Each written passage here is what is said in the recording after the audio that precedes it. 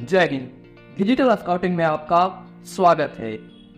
आज हम इस वीडियो में central railway scout guide quota recruitment 2023-24 के तहत जो वैकेंसी निकली है उसकी जानकारी हम लोग प्राप्त कर रहे हैं। सत्र 2023-24 के लिए अभी तक 3 रेलवे जोन की तरफ से वैकेंसी आ चुकी है, जिसमें कि पहला है south east central railway SECR की तरफ से और दूसरी वैकेंसी है नॉर्थ ईस्टर्न रेलवे यानी पूर्वोत्तर रेलवे गोरखपुर की तरफ से, और जो तीसरी वैकेंसी निकली है वो निकली है सेंट्रल रेलवे की तरफ से। तो हम लोग इस वीडियो के माध्यम से जानकारी प्राप्त कर रहे हैं कि सेंट्रल रेलवे की तरफ से जो वैकेंसी निकली है वो किन पोस्ट के लिए निकली है, एवं ग्रुप सी के लिए कितने पोस्ट की वैकेंसी है, ग्रुप डी के लिए कितने पोस्ट की वैकेंसी है, एवं इसके लिए कौन कौन एलिजिबल हो सकता है, इसके लिए आवेदन कौन कौन कर सकता है, इसके लिए उम्र सीमा क्या है, इस सभी की संपूर्ण जानकारी हम लोग इस वीडियो में प्राप्त कर रहे हैं। तो आप सभी इस वीडियो के अंदर बने रहे, और अगर आपको यह वीडियो पसंद आती है तो आप सभी चैनल को सब्सक्राइब करके नोटिफिकेशन बिल को जरूर दबा दें, ताकि हमारे आने वाले वीडियो का नोटिफिकेशन आपको समय समय पर मिलता रहे।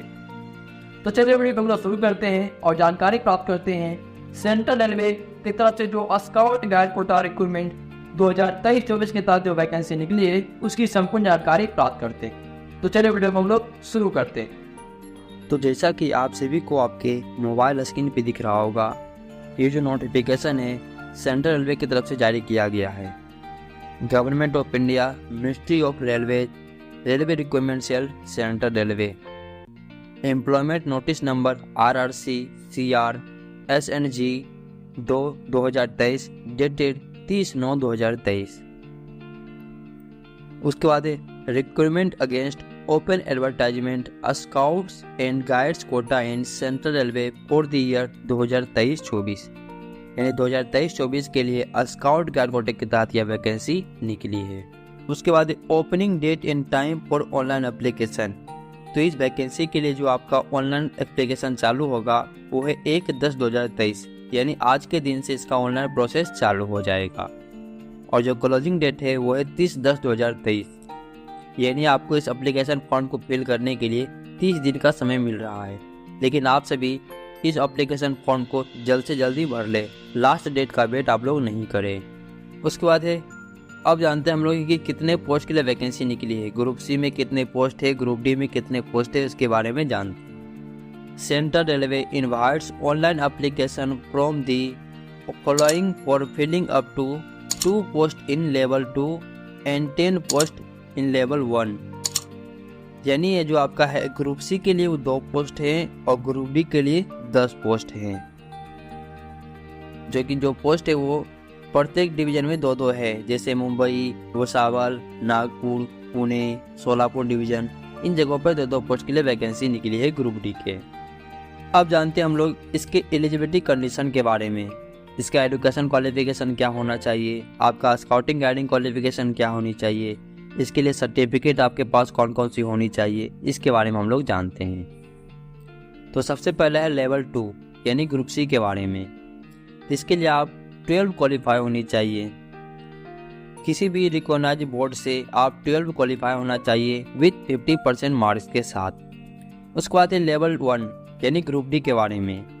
तो ग्रुप डी में आपका है 10th क्वालिफाई होनी चाहिए, या ITI होनी चाहिए, या नेशनल अप्रेंटिस सर्टिफिकेट आपके पास होनी चाहिए। 10th pass national apprentice certificate granted by NCVT के तरफ से, यानी ये आपका एजुकेशन क्वालिफिकेशन है लेवल 2 और लेवल 1 के लिए। अब स्काउटिंग गाइडिंग क्वालिफिकेशन क्या होनी चाहिए लेवल 2 और लेवल 1 के लिए। तो जैसे कि पहले बता दें, लेवल 1 और लेवल 2 दोनों के लिए जो स्काउटिंग गाइडिंग क्वालिफिकेशन है वो सेम होती है। ग्रुप सी और ग्रुप डी के लिए दोनों के लिए स्काउटिंग गाइडिंग क्वालिफिकेशन सेम होती है। तो सबसे पहला है a president scouts guide rover rangers और Himalaya wood badge holder in any section. या तो आप president award scout guide rover ranger हो, या फिर आप हिमालय वुडबैज होनी चाहिए किसी भी सेक्शन में। या तो आप कब में बुलबुल स्काउट गाइड रोवर रेंजर, किसी भी सेक्शन में आप SWB होनी चाहिए। उसके बाद है should have been an active member of a scout organization for the last 5 years 2018 से 19 onward. The certificate of activeness should be as per the Annexure A enclosed. यानी आप स्काउटिंग ऑर्गेनाइजेशन में लास्ट 5 ईयर्स से आप उसमें सक्रिय होने चाहिए, यानी एक्टिव मेंबर्स होनी चाहिए।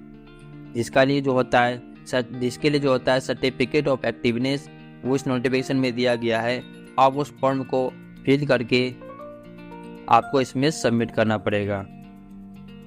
उसके बाद should have attended to an event at national level और all India railway level and 2 event at state level. यानी आपके पास नेशनल लेवल का 2 सर्टिफिकेट कम से कम होना चाहिए, या तो ऑल इंडिया रेलवे का 2 सर्टिफिकेट कम से कम होना चाहिए, और स्टेट लेवल इवेंट का भी आपके पास कम से कम 2 सर्टिफिकेट होना चाहिए इस फॉर्म को अप्लाई करने के लिए, एलिजिबल होने के लिए। अगर आप राष्ट्रपति पुरस्कार है या तो आप हिमालय वुडवेज है, लेकिन अगर आपके पास नेशनल लेवल का सर्टिफिकेट नहीं है, स्टेट लेवल का सर्टिफिकेट नहीं है, तो आप इस फॉर्म को फिल नहीं कर सकते हैं। उसके बाद जानते हैं हम लोग एज लिमिट के बारे में, यानी उम्र सीमा के बारे में। तो जो लेवल 2 के लिए एज लिमिट है वो है 18 से 30 वर्ष। तो इसमें लेवल 2 के लिए जो एज ग्रुप है वो है 18 से 30 वर्ष।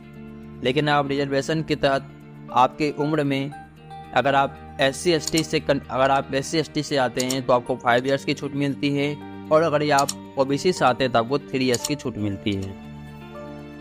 उसी तरह लेवल 1 में आपका जो एज है वो 18 से 33 वर्ष होनी चाहिए, प्लस अगर आप SC ST कैंडिडेट है तो आपको 5 ईयर्स का छूट मिलता है, और OBC का कैंडिडेट है आपको 3 ईयर का छूट मिलता है। अब हम लोग जानते हैं एग्जामिनेशन फीस के बारे में, यानी इसके लिए जब आप ऑनलाइन एप्लीकेशन फिल करेंगे तो उसमें आपको कितने रुपए का पेमेंट करना पड़ेगा।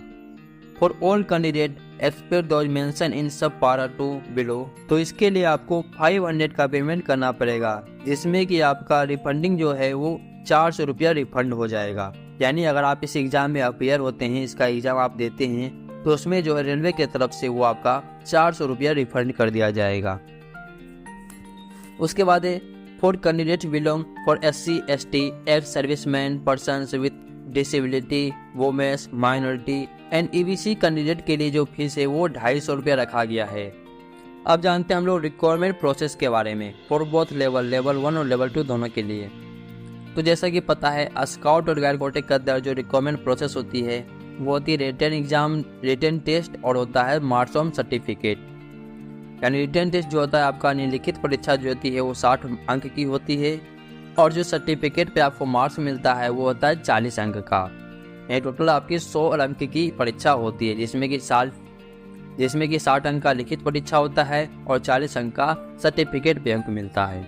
तो इसकी जो लिखित परीक्षा होती है 60 अंक की, उसमें 40 अंक का जो प्रश्न होता है वो वस्तुनिष्ठ प्रश्न होता है स्काउटिंग, गाइडिंग एवं जनरल से, और उसके बाद जो इसका 20 अंक की जो परीक्षा होती है वो होती है ऐसे पे होता है, यानी आपको इसमें ऐसे निबंध लिखना होता है, वो 20 अंक की परीक्षा होती है। इस प्रकार टोटल 60 अंक की परीक्षा होती है रिटर्न की, और जो सर्टिफिकेट अंक मिलता है वो आपका 40 अंक का मिलता है। उसके बाद है मार्क्स ऑन सर्टिफिकेट, यानी सर्टिफिकेट पे जो अंक मिलता है। तो इसके बारे में डिटेल से हम लोग पिछले वीडियो में जानकारी प्राप्त कर चुके हैं।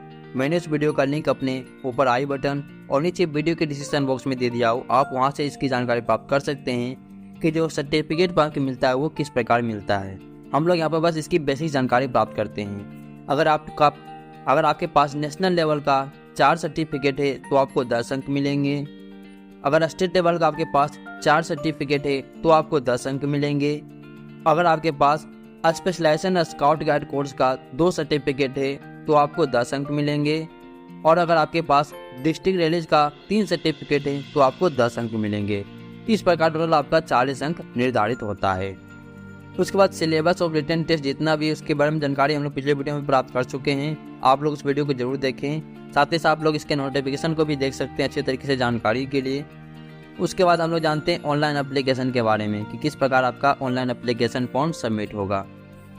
तो इसकी जो ऑनलाइन प्रोसेस है वो ऑनलाइन मोड में होगी, ऑफलाइन मोड में नहीं हो रही है। इसके लिए आपको ऑनलाइन एप्लीकेशन सबमिट करना पड़ेगा। तो सेंट्रल रेलवे की जो वेबसाइट है www.rrccr.com, इस पर आप जाकर के आप अपना ऑनलाइन एप्लीकेशन फॉर्म सबमिट कर सकते हैं और सही तरीके से भर सकते हैं। साथ ही साथ हम लोग अगले वीडियो में इसकी भी जानकारी प्राप्त करेंगे कि हम इस एप्लीकेशन फॉर्म के लिए ऑनलाइन एप्लीकेशन किस प्रकार सही तरीके से भर सकते हैं ताकि हमारा फॉर्म रिजेक्ट ना हो। उसके बाद है कि इसमें आपको क्या क्या चीज़ स्कैन करना पड़ेगा, यानी क्या क्या चीज़ आपको अपलोड करना पड़ेगा इस फॉर्म को भरते समय, उसके बारे में आप लोग जानकारी देख लीजिए। तो सबसे पहला scan photograph, soft copy of photograph.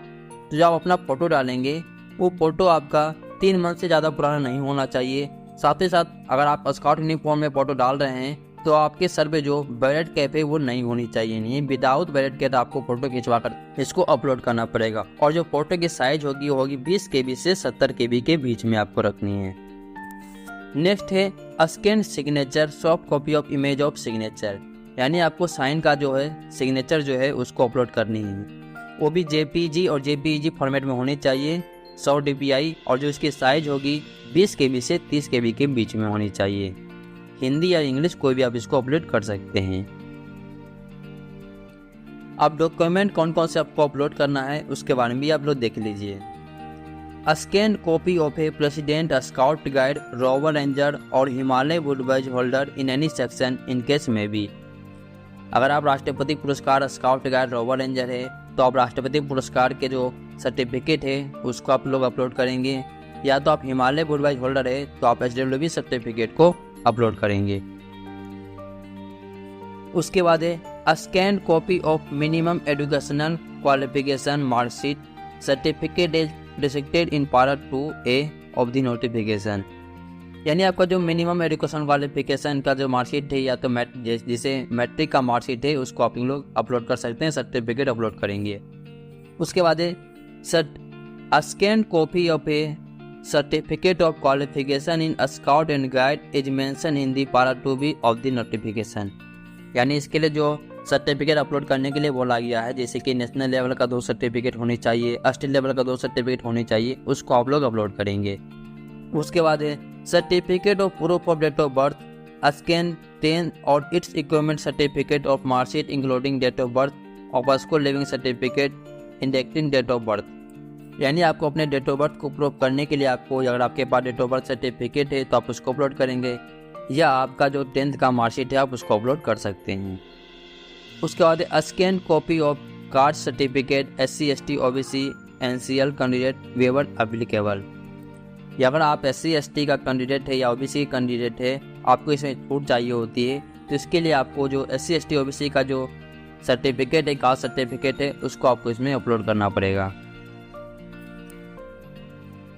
इस तरह से आपका जो डॉक्यूमेंट है आपको ऑनलाइन एप्लीकेशन फॉर्म भरते समय आपको अपलोड करना होता है। साथ ही साथ हम लोग अगले वीडियो में यह भी जानेंगे कि हम लोग किस प्रकार सही तरीके से ऑनलाइन एप्लीकेशन सबमिट कर सकते हैं। तो हमें उम्मीद है जानकारी आपको काफ़ी पसंद आई होगी। अगर आपको जानकारी पसंद आती है तो आप सभी चैनल को सब्सक्राइब करके नोटिफिकेशन बेल को जरूर दबा दें, ताकि हमारे आने वाले वीडियो का नोटिफिकेशन आपको समय समय पर मिलता रहे। तो मिलते हैं आपसे अगले वीडियो में एक और नई जानकारी के साथ, तब तक के लिए जय हिंद।